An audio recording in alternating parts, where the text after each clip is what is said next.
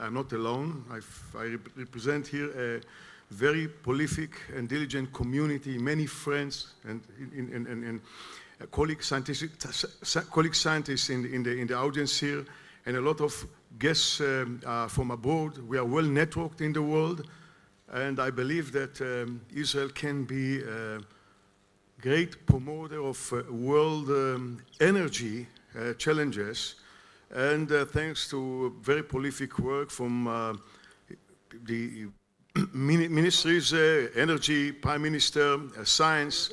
So I think that we can really promote Israeli science and contribute a lot to the challenge of smart mobility and electromobility. And thank you very much. Minister of Science and Technology, ministers, the Samson family, Board of Trustees, distinguished guests, and ladies and gentlemen. We are living in a world that is in the need of technological innovations. The global warming is a must-win battle for mankind. We need to embrace new ideas and encourage technologies to evolve in parallel. Neste, with myself and the team, has transformed itself building on strengths developed in traditional oil refining.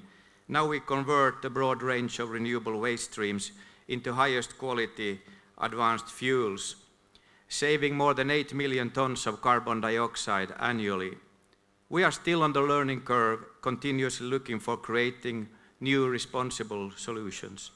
I for the nomination, the Board of Trustees for selecting me and the team as industrial innovators for receiving the prize, and especially my team in its entity for all the good work we have done together. It's a great honor. Thank you very much. Thank you. Thank you. Everything that we do every day, and behind this whole event, the Prime Minister of Israel, Benjamin Netanyahu. Thank you. Thank you.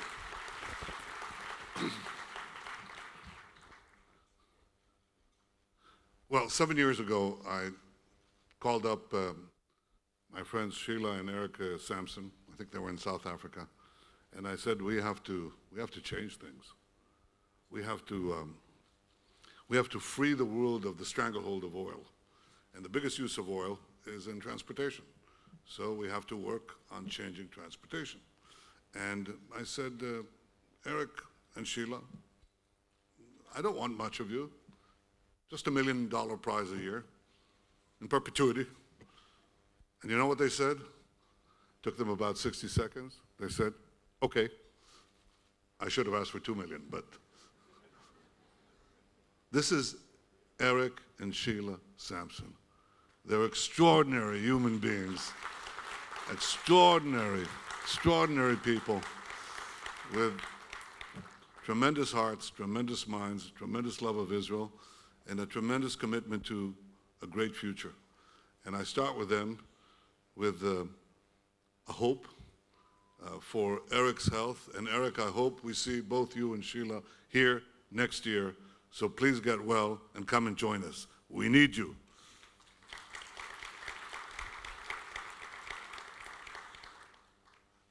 Yuval Steinitz, the Minister of Energy, is here.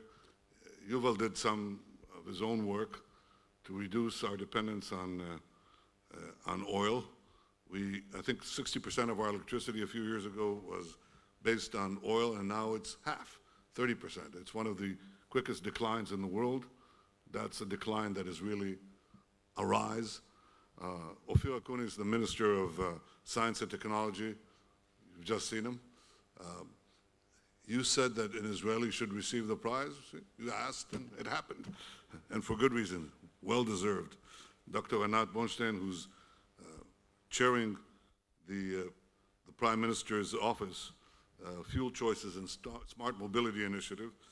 Greg Meisel, who's the Director General of Keren HaYesod, and all the distinguished guests and government officials and business leaders who are here. So I want to welcome you to the 6th Prime Minister's Conference on Annual Smart Mobility. I think this is the largest summit we've had. It includes over 1,000 visitors from abroad, representing more than 35 countries. So what is smart mobility? Well, I'll put it this way. Your children definitely your children's children, are not going to believe that we were moving around in such a clunky way. There's no way that they'll believe. It would be for them like the horse and carriage, like the buggies that people used to drive. Now, I can tell you from personal experience that we in Israel first believed that we should invest in the traditional car industry. And we did. We actually had a car made in Israel. I remember it 50 years ago when I was a young soldier and later an officer in my unit, and we were given a car. It was called Susita. That means horse. Any of you remember? You're not that old. Well, it was made of fiberglass.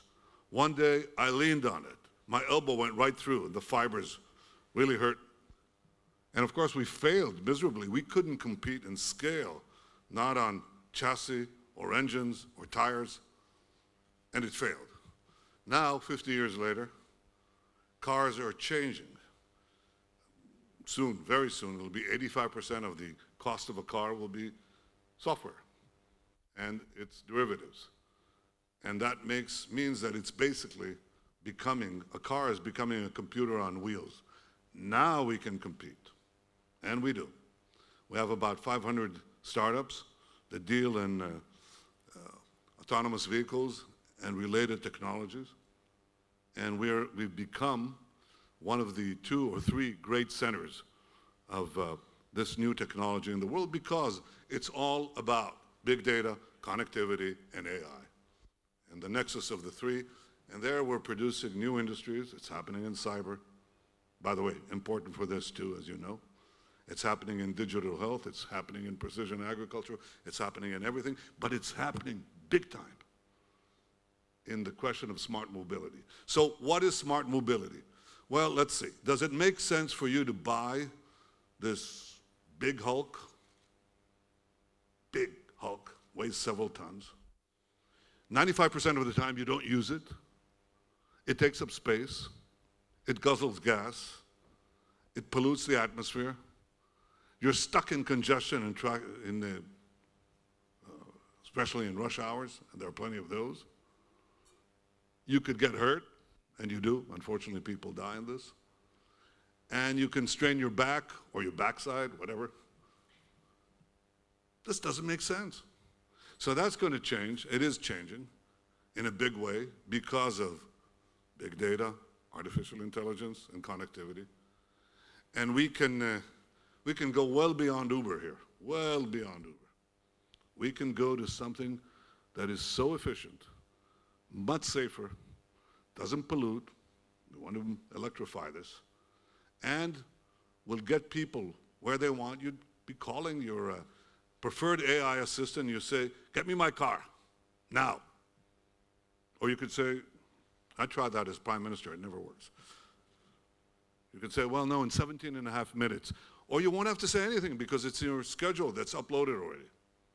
And it connects to the cloud and down, and you know all that. It's a question in my mind whether we're going to have deluxe capsules, but we'll have capsules. It'll move around. And some people will want to drive a horse and buggy, same style. That could happen, that's okay. That market will still be there. But most of us will move around. Most of us in our lifetime will move around. Not in our lifetime, most of us will move around very soon, in an entirely different way.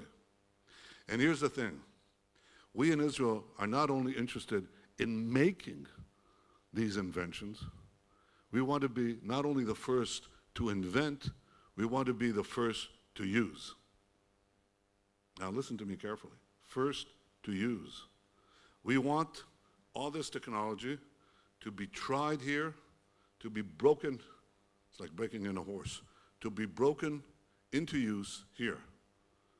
And this morning, we received an offer from a very big company, in fact, an association of companies, who want to begin this right here in Tel Aviv. And I invite all of those represented here and all those who are listening to me in other companies, in other countries, Come to Israel now because smart mobility is here. That's the future. The future is here, and the future is here in Israel. You should applaud for this. I mean, this is important.